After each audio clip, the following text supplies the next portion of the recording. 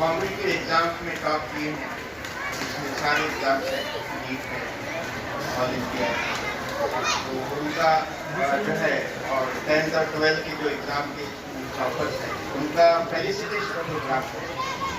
तो ये felicitation programme रखने का मकसद ये है कि जो टॉप कर चुके हैं उनको मोटिवेट करना है, उनको कांग्रेचुलेट करना है, लेकिन उनसे हमको कुछ सीखना है, उनसे हमको प्रेरणा हासिल करना है। इसके लिए जो दूसरे स्टूडेंट्स हैं वो भी उनकी तकलीद करे, उनकी इत्तेबा करे और उनको फॉलो करे कि आज वो है कल हम वहाँ रहेंगे।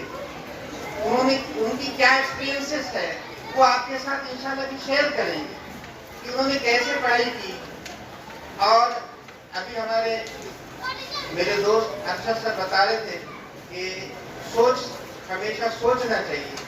तो हमारे पास अल्लाह ताला ने थिंकिंग एबिलिटी तो दी ही है, लेकिन उसका हम पूरा इस्तेमाल करें तो हमारी मेमोरी और हमारी थिंकिंग एबिलिटी इनके बीच मुसलसल जो है रिएक्शन होना चाहिए।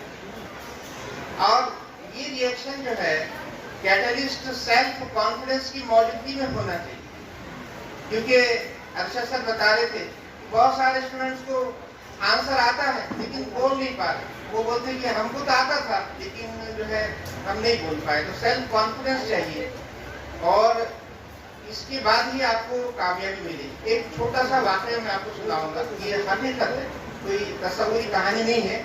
ये मेडिकल कॉलेज में MBBS फर्स्ट ईयर के स्टूडेंट्स जो है उनका पहला दिन था, ओरिएंटेशन प्रोग्राम चल रहा था, सारे स्टूडेंट बहुत खुश थे और पहला दिन है, अच्छे कपड़े पहन के आए थे और एक खुशी थी, एक एंथुजियाज्म था, एक उत्साह था कि आज हम जो है फर्स्ट ईयर, ये बड़ी बिल्डिंग है मेडिकल कॉलेज की, बड़ा सा हॉल है और वहाँ एक बूढ़े से सर है जो सीनियर मोस्ट है, अब करीब रिटायरमेंट के करीब है। उनको कहा गया जिम्मेदारी कि भाई आप बच्चों को जो है कुछ गाइड कीजिए। तो ठीक है बोले सर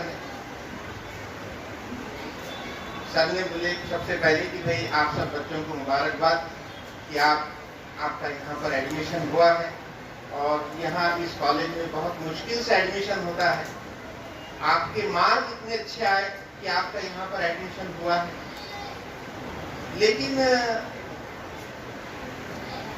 मैं नहीं समझता हूँ कि आप जो है इस एडमिशन के अहल हैं। एडमिशन तो हो गया, लेकिन क्या वाकई में आप इसकी कैपेबल है MBBS के? क्या आप डॉक्टर बनने की काबिल है? इसके लिए मैं छोटी सी आपकी टेस्ट लूंगा, आजमाइश में।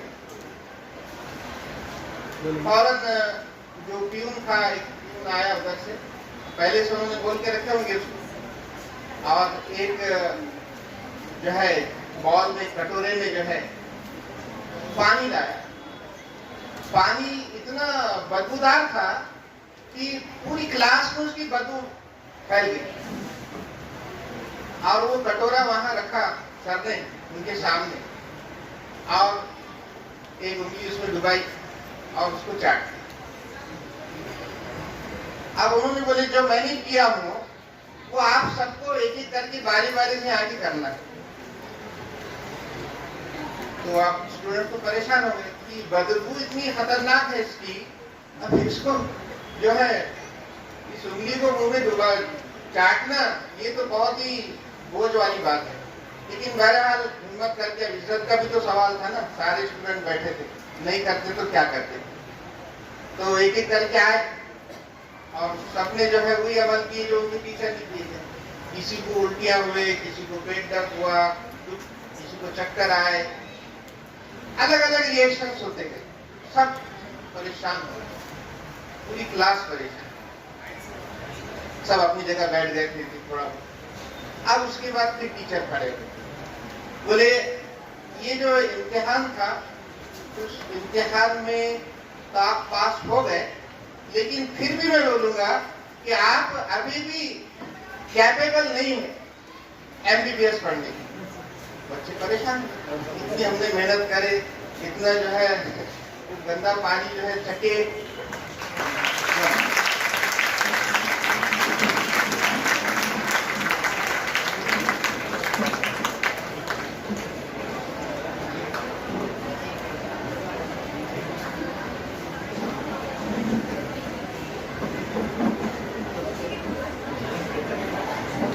तो अभी भी आप जो है कैपेबल नहीं है, तो तुम्हें पूछ सकते हैं क्या बात है।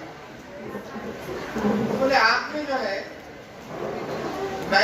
आपने शायद गौर से देखा नहीं, मैंने जो उंगली उस कटोरे की गंदे पानी में डुबाई थी, वो उंगली मैंने चटी ही नहीं, मैंने उंगली चेंज कर दी थी। आपका ऑब्जर्वेशन वीक है, डॉक्टर को ऑब्जर्वेशन भी स्ट्रांग होना चाहिए। तो डॉक्टर बनने के लिए आपको पेशेंट का ऑब्जर्वेशन करना पड़ेगा बहुत अच्छे से। तो ये वो सबक बहुत सीनियर टीचर थे, उन्होंने सिखाया। तो इसमें मुझे भी और आपको भी बहुत कुछ सीखने काबिल है कि हमारा असल में ऑब्जर्वेशन ही वीक होता है।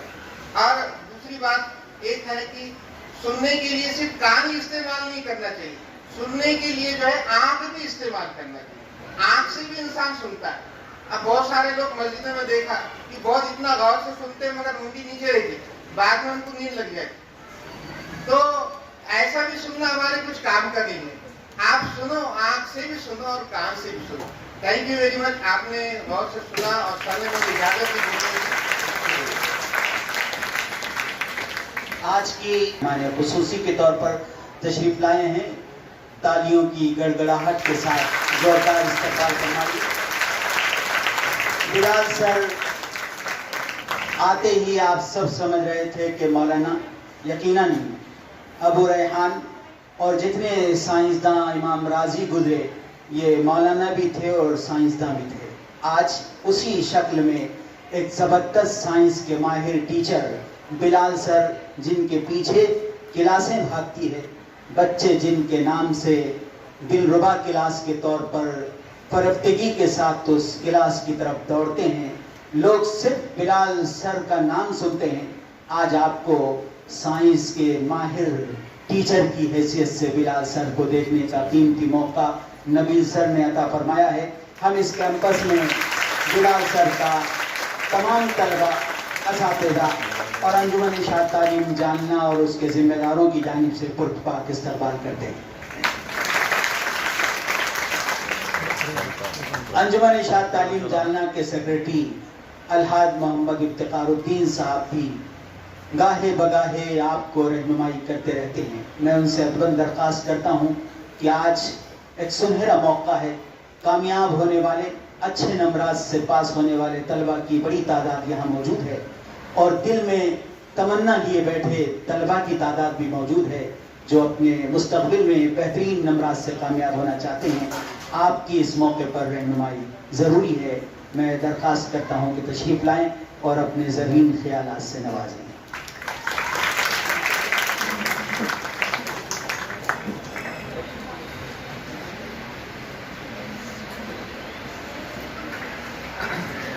औरंगाबाद की मशहूर मारूफ हस्ती बिलाल सर मौजूद है और इस इदारे के प्रिंसिपल और इस इदारे को जिन्होंने सजाया संवारा, ऐसे हमारे असातिज़ा इकराम और प्यारे प्यारे बच्चों।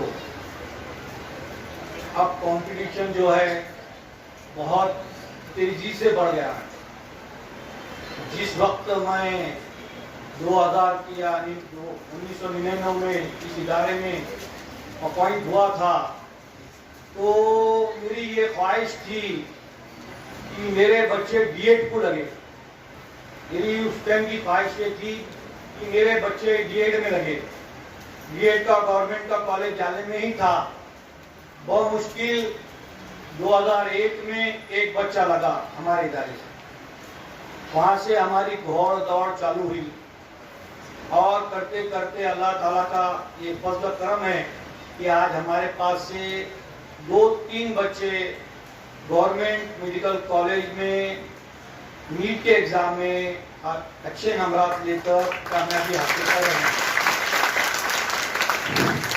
और प्यारे बच्चों, खास बात यही है कि हमने कोई चीज चेंज नहीं की। कोई असातिज़ा इकराम जो थे कोई बदल के नए असातिज़ा इकराम ला लिया, ऐसा भी नहीं। हमने वही असातिज़ा इकराम से काम लिया है ना। पहले भी शाहनाबाजी पढ़ाते थे फिजिक्स, जारी सर पढ़ाते थे केमिस्ट्री, है कि नहीं। तो कोई बड़ा चेंज नहीं किया हमने, एक्चुअल में आपको बेदार किया। देखिए प्यारे बच्चों, जब मैं नया नया स्कूल में लगा था तो मेरे को लगता था कि असातिज़ा इकराम नहीं पढ़ा रहे, तो मैं उनके पीछे पड़ गया, दिन रात उनको चीज बात लगा यार कि ये असातिज़ा इकराम तो ठीक है, सब पढ़ा रहे, बराबर पीरियड में जा रहे, होमवर्क दे रहे, होमवर्क चेकिंग हो रही, एग्जाम्स हो रहे। फिर मैंने सोचा कि बच्चे नहीं पढ़ रहे, फिर बच्चों के पीछे पड़ गया, जीपिक जो नहीं पढ़ा, होमवर्क नहीं करेंगे बस। बाद में लगा कि बच्चे भी पढ़ रहे। फिर मेरे को एक चीज समझ में आई कि जो पानी की टाकी है लगी हुई घर के ऊपर, उसको जहां सुराख है वहीं पर ही आपने ज्वाइन करने को ना, तो सुराख बंद होगा। सुराख एक जगह था, मैं चिपका रहा था दूसरी तरफ पट्टियां, तो सुराख बंद होगा क्या? नहीं। कमजोरी मुझको दिखी तुम्हारे पेरेंट्स में, तुम्हारे वालिदैन में। और फिर उसके बाद हमने पेरेंट्स मीटिंग शुरुआत की, पेरेंट्स के ज़हीन तब्दील करने की कोशिश की और उसका बहुत अच्छा रिजल्ट सामने आया। हमने 2003 या 4 में ही हमारे पास एक तौसीफ नाम का बच्चा मेडिकल को गया। उस टाइम पे हमारा इदारा जानने के सबसे नीचे के इदारों में गिना जाता था, तो सभी को चौंक गए कि भाई इनका बच्चा कैसा मेडिकल को चले गया। और जब वो तौसीफ 10 पास किया तो मेरिट में आया था।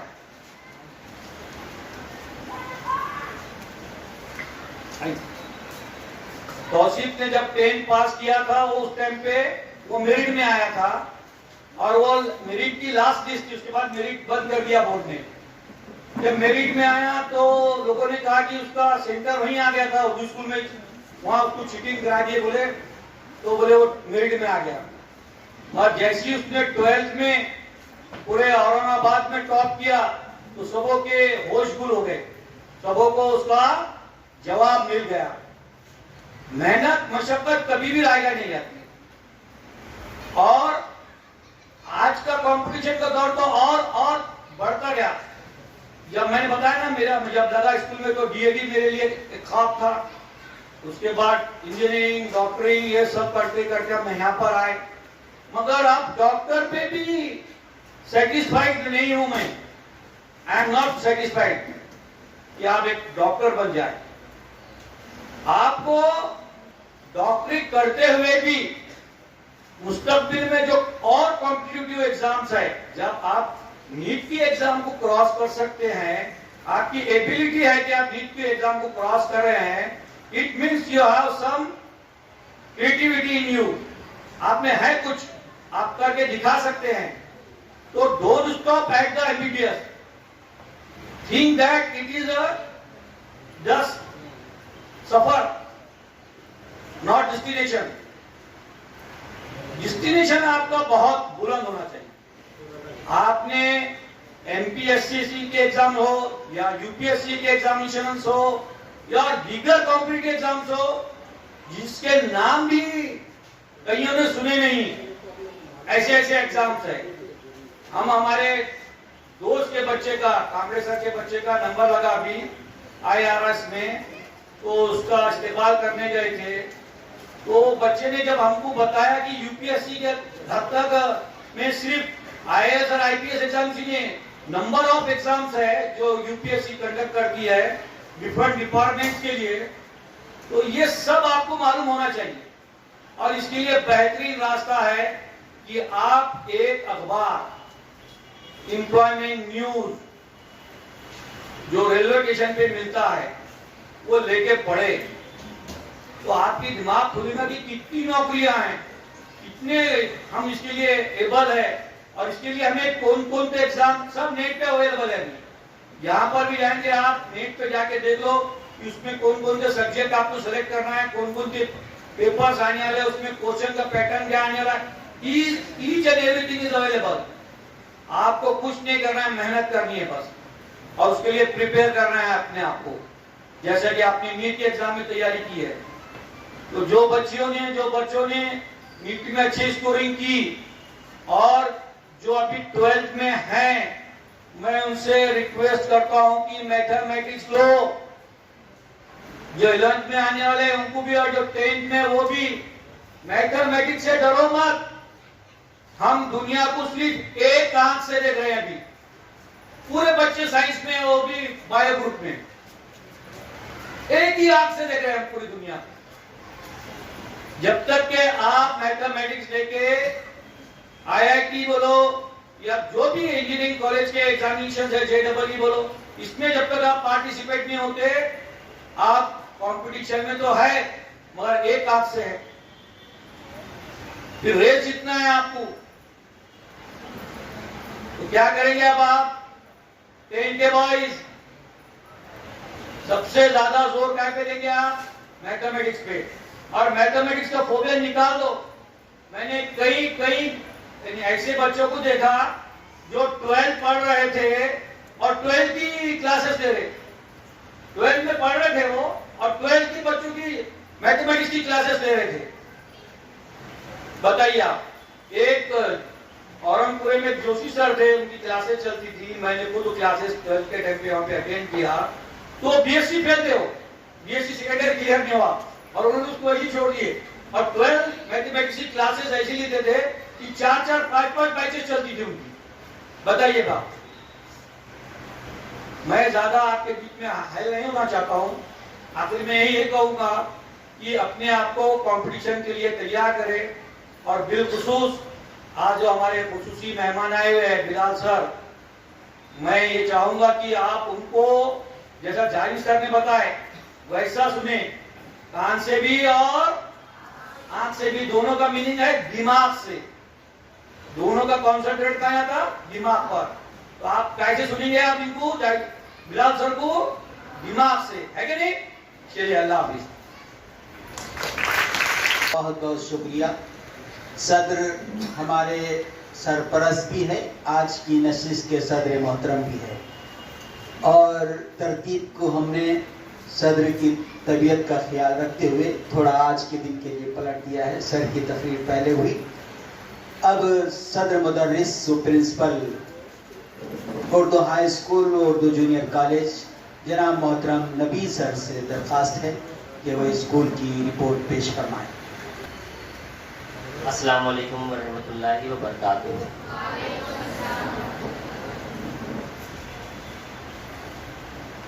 आज का जो प्रोग्राम है, इस्तकबालिया प्रोग्राम,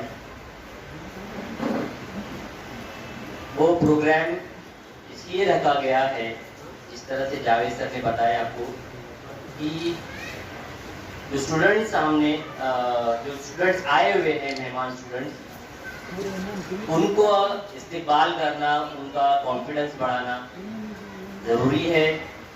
और आप जब उनको सुनेंगे तो आपको मोटिवेट होना भी ज़रूरी है।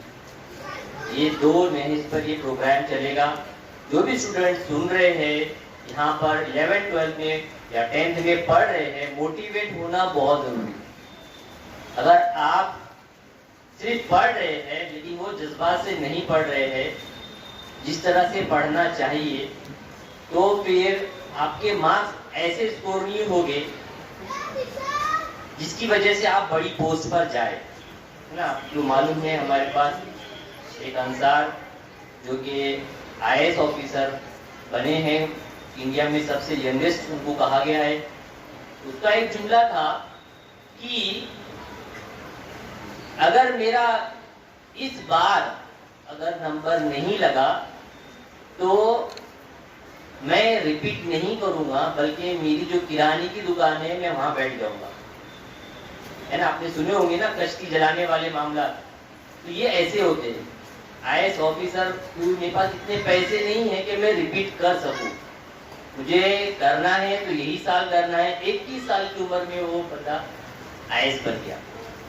आप इस बात को समझिए कि जब तक हम अपने फैमिलीज के बारे में नहीं सोचेंगे कि मेरे वालिद इतनी मेहनत कर रहे हैं मेरे पीछे, मेरे वालिदा की इतनी ज़्यादा ख्वाहिशात है, अगर इस तरह की सोच हमारी नहीं रहेगी तो हम कभी भी अच्छे मार्क्स, ऐसे मार्क्स जिसकी वजह से हम कोई बड़ी पोस्ट पर जाए। आपने हमेशा सुने होंगे कि वालिदा का चेहरा देखने इतना ज़्यादा स्वाब है जैसे कि फर्ज हज के बराबर। लेकिन इसका मतलब ये नहीं है कि वालिदा को जोक सुना दिया और वालिदा हंस रहे। इसका मतलब ये है कि अब जो वालिदा की ख्वाहिश थी कि मेरा बेटा डॉक्टर बने, और उस वक्त जब उसके मार्क्स आते हैं, जब वालिदा खुश होती है, उस वक्त वो चेहरा देखना गोया के मकबूल हज के सवाब के बराबर। तो ये जो है चेहरा बहुत कम जो लोगों को देखने को मिलता है ना। हमारे स्कूल में 2 बच्चों को नसीब हुआ, इतनी बड़ी बैच में सिर्फ 2 स्टूडेंट्स के 500 क्रॉस हुए। अब जो बच्चे को नहीं लगा वो रिपीट करना है और फिर अपने वालिदैन को खुश करना है। तो आज जो वालिदैन हैं मौजूद हैं यहाँ पर, उनके लिए भी मुबारकबाद कि उन्होंने अपने बच्चों को सपोर्ट किया। बहुत ज़रूरी होता है सपोर्ट करना। जो बच्चे नज़र आते हैं टॉप रैंक्स में, असल में वो बहुत ज़्यादा सपोर्ट के अंबार पर खड़े हुए होते हैं। ऐसा नहीं होता है कि सिर्फ उनकी अकेली की मेहनत होती है। देखा जाए तो उसके वालिदा की मेहनत भी होती है, वालिद की भी होती है, उसके टीचर्स की भी होती है, उसके फ्रेंड्स की भी होती है। बहुत सारे लोग उसके पीछे होते हैं जिसकी वजह से वो आज एक तरक्की के पहाड़ पर नजर आते। तो स्टूडेंट्स, बहुत जरूरी है हमारे कम्युनिटी के बच्चों को गाइडलाइन मिलना। हमारा सबसे बड़ा मसला है कि हमारे स्टूडेंट्स को गाइडलाइन सही नहीं मिलती। मैं थोड़ा सा जल्दी बोल रहा हूँ क्योंकि बिलाल सर हमारे बीच में आए हुए हैं जो पहचानते हैं, उनको उनकी कदर है। जो नहीं पहचानते हैं वो जल्दी उनको पहचान लेंगे। तो स्टूडेंट्स, ये जो बातें आपको बताएगी ये बहुत इम्पोर्टेंट है, क्योंकि मैं कह रहा था कि गाइडलाइन हमारे पास स्टूडेंट्स में पोटेंशियल बहुत है। सर हमारे पास जो स्टूडेंट्स है उनमें पोटेंशियल बहुत है लेकिन गाइडलाइन नहीं है। हमारे पास बच्चे 95 मार्क्स ले रहे, 96 मार्क्स ले रहे 10th में, लेकिन ऐसा क्या हो जाता है कि 11th 12th में कि उनके नीट के मार्क्स जो कि लास्ट बेसिस पर भी उनका सिलेक्शन नहीं होता है। बहुत सारे बच्चे ऐसे हैं जो 90 क्रॉस कर रहे हैं, आगे चलकर BSc कर रहे हैं। उनको ये तक नहीं बताया जाता है कि भाई आपने MBBS में नहीं लगा, खैर आप BHMS में एडमिशन लीजिए, एक वो भी अच्छी अपॉर्चुनिटी है। आपका MBBS में नंबर नहीं लगा, आप रिपीट कीजिए, दूसरी बारी में नहीं लगा, तीसरी बारी में रिपीट कीजिए। ऐसे कई बच्चे हैं जिनको गाइडलाइन मिलने की वजह से 2-2, 3-3 बार वो रिपीट कर रहे हैं और फिर नीट में एडमिशन। तो आपका काम है हिम्मत नहीं हारना। तो ये स्टूडेंट जो है विदाउट गाइडलाइन के जो पढ़ते हैं, जिनको नॉलेज भी होती है कि कौन सी कोचिंग क्लास में जाए, कौन से स्कूल्स में जाए, कौन से कॉलेजेस में एडमिशन ले, कितना पढ़े, कैसा पढ़े, बहुत ज़्यादा लैक ऑफ नॉलेज की वजह से हमारे जो टैलेंटेड स्टूडेंट्स हैं वो पीछे रह जाएंगे। तो मैं अपनी बात यहाँ पर ख़त्म करता हूँ और आप जो भी यहाँ पर बच्चे कामयाब हुए हैं मैं उनको मुबारकबाद देता हूँ। और आने वाले जो स्टूडेंट्स हैं उनको मोटिवेट रहने के लिए हमारे सर आपको समझाएंगे किस तरह से मोटिवेट होना है। मैं कहकर मैं अपनी जगह लेता हूँ। अस्सलाम वालेकुम। बहुत बहुत शुक्रिया। अब हम सब फिजिक्स के माहिर इमाम राजी रहमतुल्लाह अलैह ने बरसों पहले कुरान पाक की सूरे नूर की तफसील में तबैयात और फिजिक्स को बहुत प्यारे अंदाज में पेश किया था और दुनिया को हमारे उलमा ने ये मैसेज दिया था कि वक्त का मुफस्सिर, वक्त का फिजिक्स का माहिर भी हो सकता है। आज हमारे बीच मौलाना बिलाल साहब फिजिक्स के एक्सपर्ट और माहिर तलबा जिनसे पढ़ने के लिए तड़पते व बेचैन रहते हैं, आज हम सब उनसे फिज़िक्स के माहिर उस्ताद से हमारे लिए मुफीद व मशवरा बातें सुनने जा रहे हैं। मैं बिलाल सर से अदबन दरख्वास्त करता हूँ कि तशरीफ़ लाएँ। जो आला ज़र्फ़ होते हैं हमेशा झुक के मिलते हैं, सुराही सर रिमूव होकर खड़ा करती है पैमाना। बिस्मिल्लाहिर्रहमानिर्रहीम। अस्सलामु अलैकुम वरहमतुल्लाहि वबरकातुहू।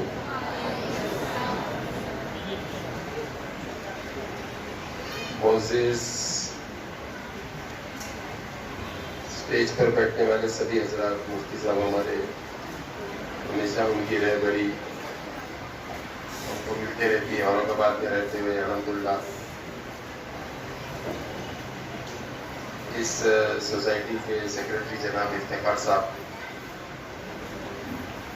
प्रिंसिपल जनाब नदील सर का बहुत इसरार था कि साहब आप कुछ भी कीजिए, कुछ देर के लिए क्यों नहीं होता, आप आके जाइए।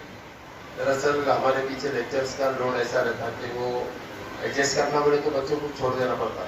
तो आज फिर मैंने सबकी रिक्वेस्ट थी, बहुत मेरी भी ख्वाहिश थी कि बच्चों से रूबरू होना। तो मैंने टेस्ट डाला, एक लेक्चर दिया सुबह जल्दी 7 से 8, उसके बाद टेस्ट डाला और फिर जानने के लिए मैं निकला घर से। अशरफ सर सुपरवाइजर, सारे तलबा के पेरेंट्स और बहुत ही मेहनत लेने वाले असातिज़ा और प्यारे बच्चों, आज हम सब यहाँ पे जमा हुए हैं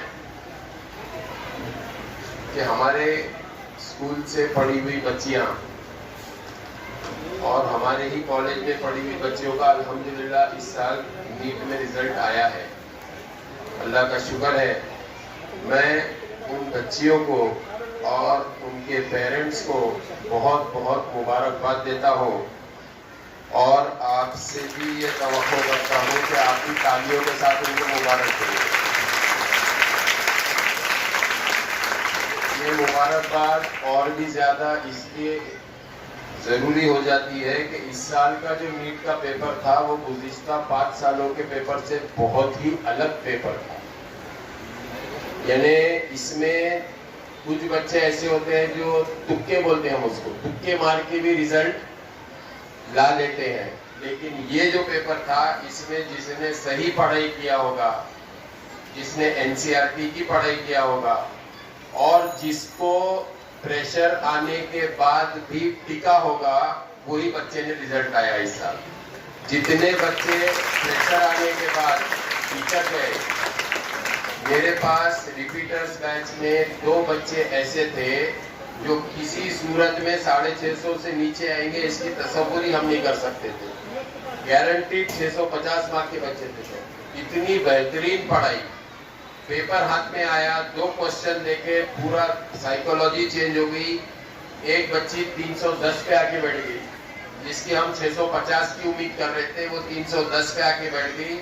और जो लड़का था जिससे हम सोच रहे थे कि ये 650 भी जा सकता है, वो बच्चा 460 पे आके बैठ गया। तो ये पेपर कोई मामूली पेपर नहीं था। 2025 का जो नीट का पेपर था, आपने देखे होंगे काफी शहरों में इसके खिलाफ जो तलबा थे, उन्होंने कहा कि इतना हार्ड पेपर, इतना लेंथी पेपर था कि हमको 3 घंटे टाइम ही नहीं पूरा।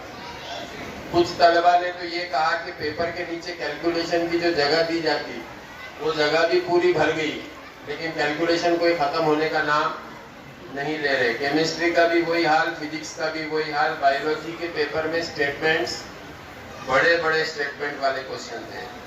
हमारे साथ में जादव सर आए हुए, बॉटनी के सर हैं, बहुत पुराने टीचर हैं और बहुत पाए के टीचर हैं। बॉटनी पढ़ाते सर, मैं उनको तकरीबन 30 साल से जानता हूँ। अल्हम्दुलिल्लाह बड़े बड़े क्लासेस में पढ़ाया।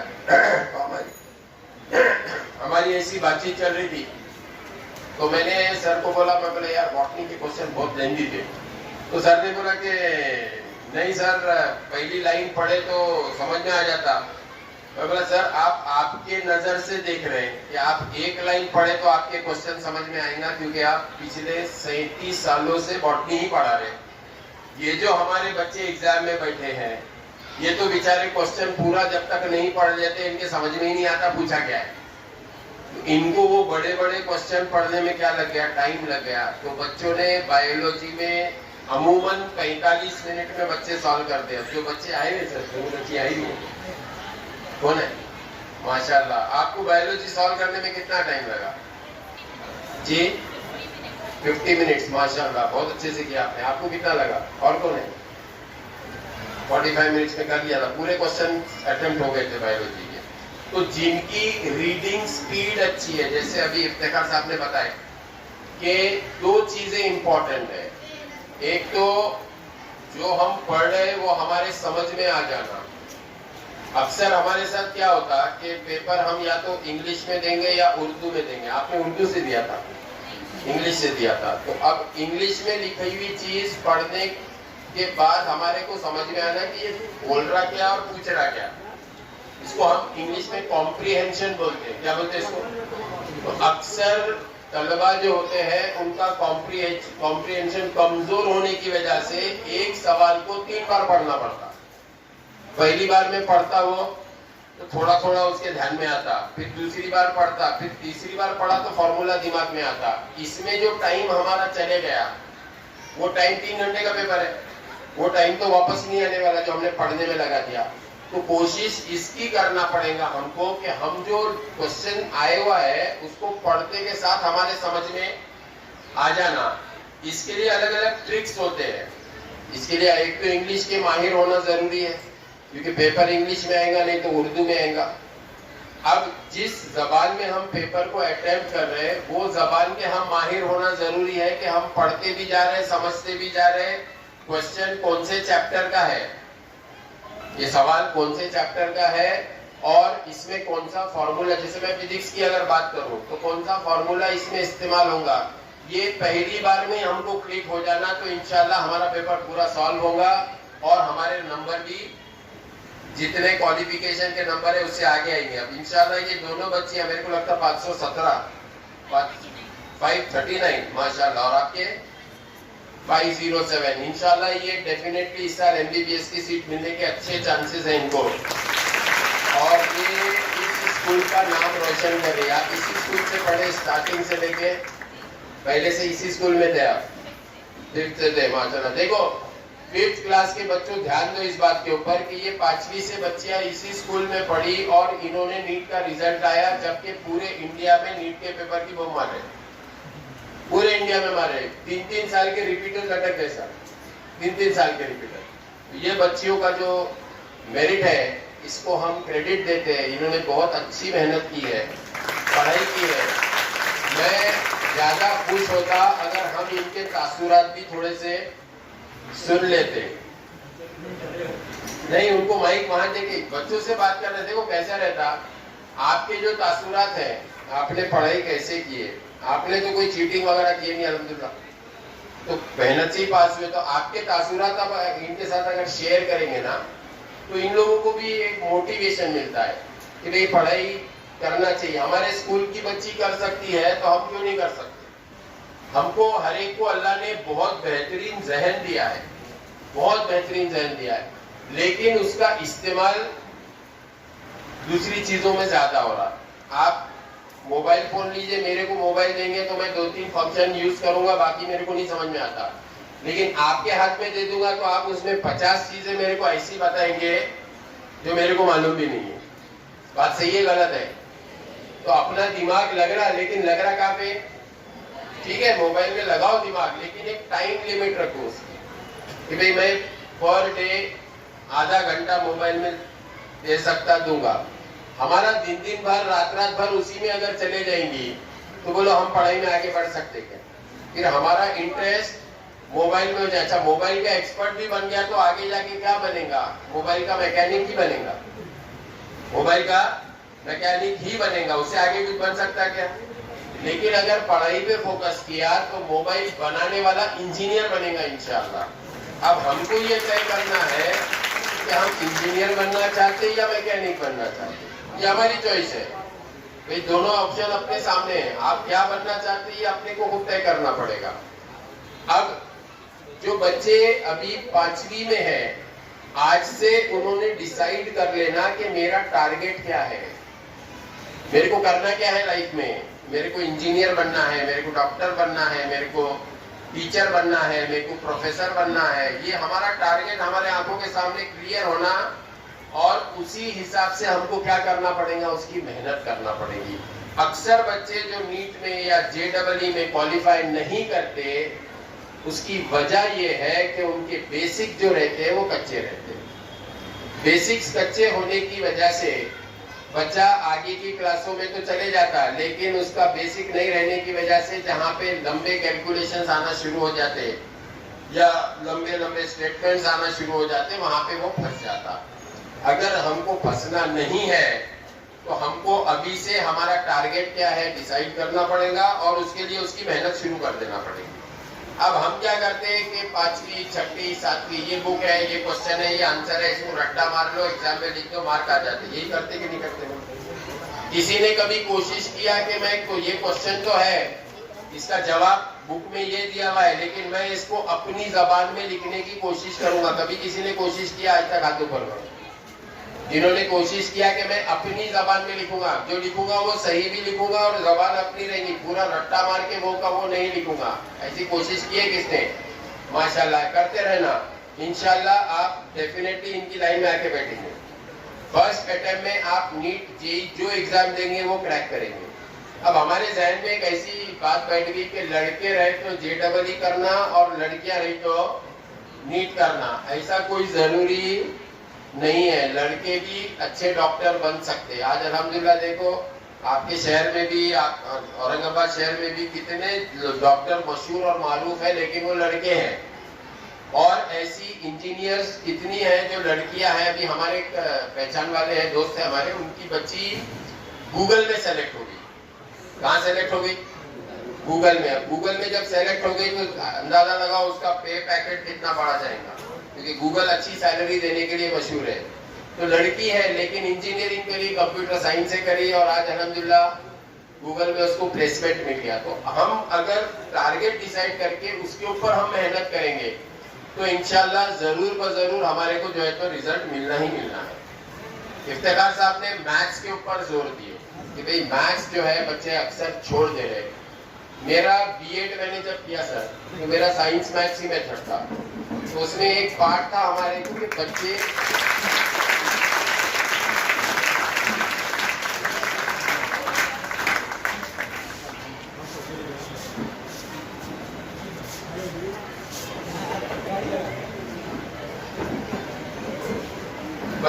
मैथ्स को पसंद क्यों नहीं करते?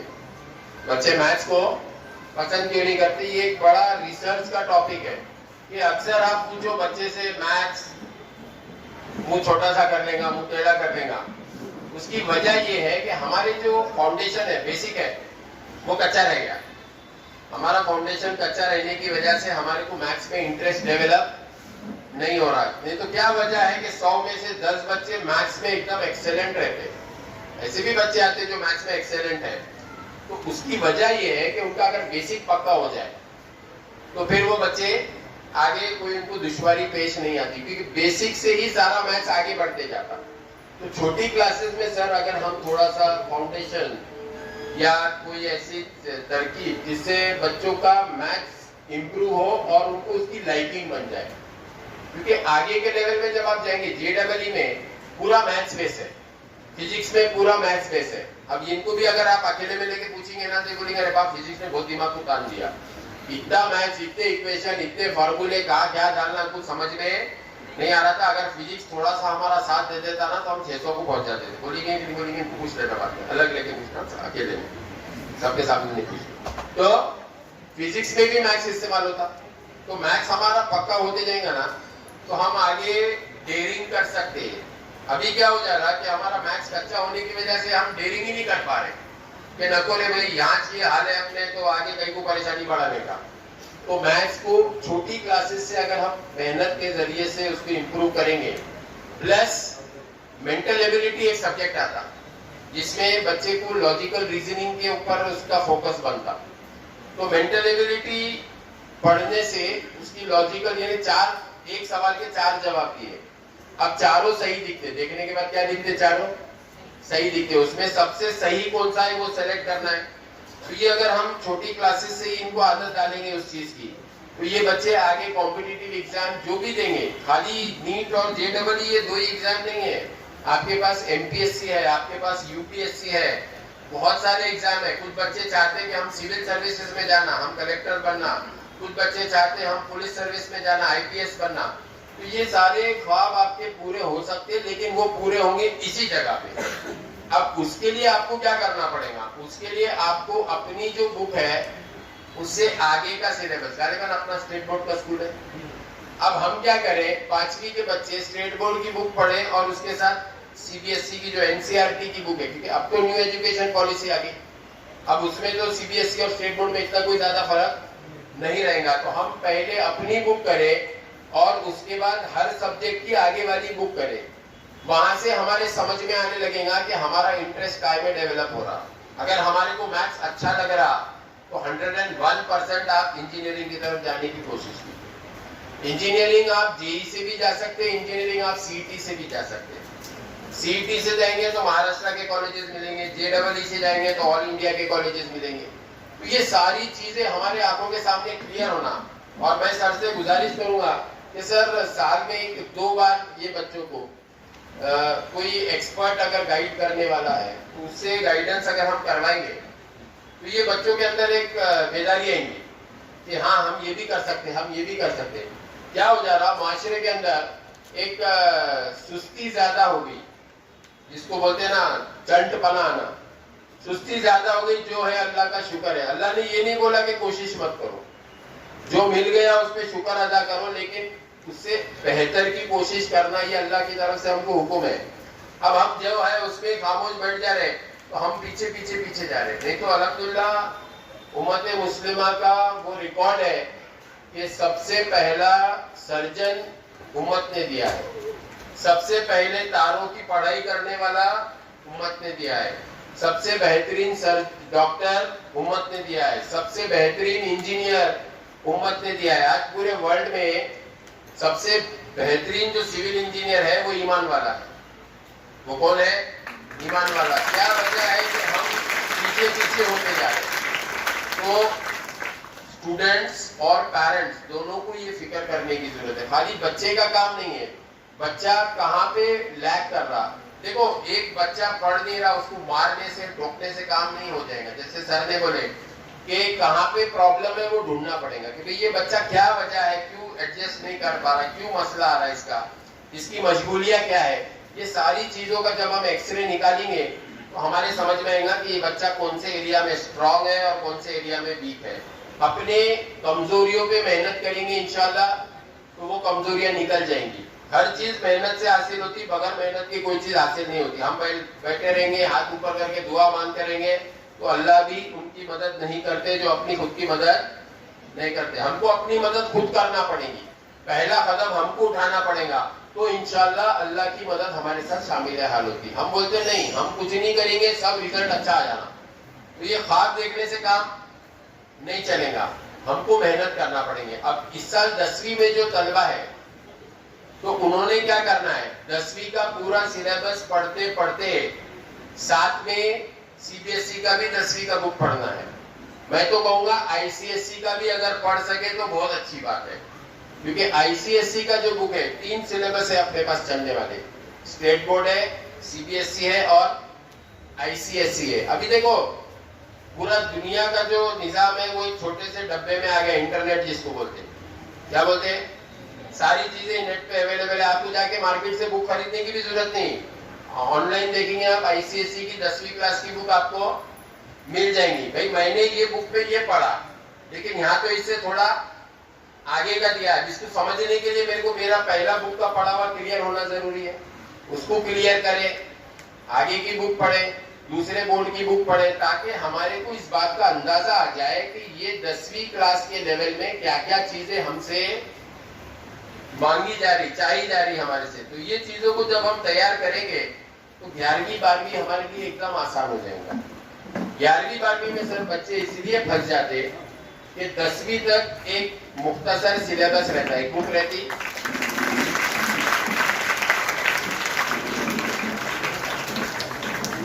10वीं तक एक मुख्तसर सिलेबस रहता है, एक बुक रहती, उतना कर लिए तो आपका मार्क्स आ जाते 90%, 95%। यही चीज बच्चे 11वीं 12वीं में आने के बाद भी करते हैं। 11वीं 12वीं में जितने एग्जाम दे रहे आप, नीट दे रहे, JEE दे रहे, कोई भी एग्जाम दे रहे, 2 साल का पूरा सिलेबस आपको पढ़ना पड़ता, कंप्लीट 2 साल का। 11वीं 12वीं दोनों साल का पढ़े थे कि नहीं पढ़े थे? 11वीं छोड़ दिए थे। 11वीं भी पढ़ना पड़ता, 12वीं भी पढ़ना पड़ता। एक एक सब्जेक्ट के 35 चैप्टर रहते हैं। वहां पे आके हम फंस जाते। हम पहला चैप्टर पढ़ा दिए, टीचर ने समझ में आ गया, दूसरा पढ़ा है तो पहला भूल गए, तीसरा पढ़ा है तो पहला दूसरा दोनों भूल गए। तो गाड़ी आगे तो चल रही लेकिन पीछे का कुछ भी याद। उसके लिए हमको क्या करना पड़ता, डेली 9 घंटे पढ़ाई खुद करना पड़ती, क्लासेस अलग, सेल्फ स्टडी जिसको हम बोलते हैं। डेली 9 घंटे की अगर आप पढ़ाई करेंगे, अब 3 सब्जेक्ट है, आप या तो PCB करेंगे या PCM करेंगे। तो PCB अगर कर रहे हैं तो 3 घंटे फिजिक्स पढ़ेंगे, 3 घंटे केमिस्ट्री पढ़ेंगे, 3 घंटे बायोलॉजी पढ़ेंगे। अब 3 घंटे में क्या पढ़ेंगे? 1 घंटा या आधा घंटा जो अभी चल रहा, हर टीचर आगे आगे पढ़ाते चलता ना, तो अभी जो टॉपिक चल रहा वो आधा घंटा पढ़ने का, और 2.5 घंटे पढ़ना जो पहले हो गए हुए टॉपिक से। ये अगर हम शुरू दिन से आदत डालेंगे तो ऐसा कभी भी नहीं होगा कि हम टॉपिक में आगे बढ़ते जा रहे हैं और पीछे के भूलते जा रहे हैं। पीछे का रिवीजन करना बहुत जरूरी है, जो अक्सर बच्चे गफलत कर देते। हम देखते बहुत शार्प बच्चा है, पढ़ाते टाइम क्लास में क्वेश्चन पूछो 1 सेकंड में आंसर दे दे रहा, लेकिन जो टॉपिक पहले का अगर पूछे तो वो सोचने लग जाता, सर खुजाने लग जाता कि ये क्या पूछ लिया इन्होंने। क्यों? उसने रिवीजन नहीं किया। क्या नहीं किया? देखो अभी ऐसी कोई बात नहीं है कि हमारे पास अपॉर्चुनिटीज नहीं है और ये चांसेस नहीं है। हर जगह कोने कोने से आप देखो टॉपर बच्चे निकल के आ रहे हैं। देहात में पढ़ने वाले बच्चे भी टॉपर बन रहे कि नहीं बन रहे? क्यों बन रहे? उनके पास तो ना सही से स्कूल्स है, ना सही से पढ़ाने वाले टीचर है, लेकिन बच्चा अपनी मेहनत करके टॉपर बन सकता। जब वो बन सकता तो जालना जैसे शहर में रह के हम नहीं बन सकते क्या? कितने तैयार है आज से मेहनत करने के लिए? कितने तैयार है? सही बोलना, दिल से बोलना। ये ऊपरा ऊपरी हाथ में उठाना कि सर आपने बोले बोल के हमने उठा दिए थे, दिल में तो ऐसा था कि ध्यान दो ये चल जाएंगे, अपन देखेंगे क्या करने का। आज से अपने आप को बदलना है। आज से अपने आप को क्या करना है? देखो इनकी नैया अल्हम्दुलिल्लाह पार हो गई, हमने इनके लिए तालियां बजाए, इनको मुबारकबाद दिए, सब दिए। अब अल्हम्दुलिल्लाह इनकी नैया क्या हो गई?